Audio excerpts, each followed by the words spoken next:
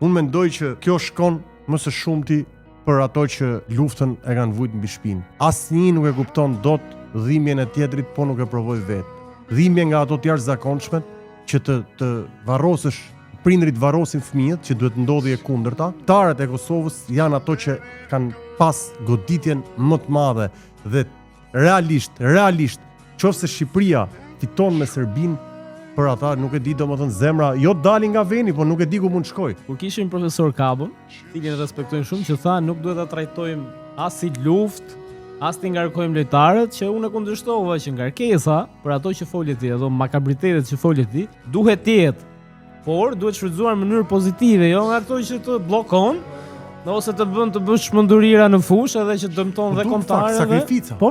Luftimi për çdo tokë. Është gjë e mirë, pra po të them që ti marrësh me veten në fushë dhe të marrësh revansh në mënyrë sportive pa gjakderdhje, apo të lesh Serbinë jashtë botrorit dhe të shkosh vetë bashkë me Kosovën, do ishte një perl, do ishte një kryevepër.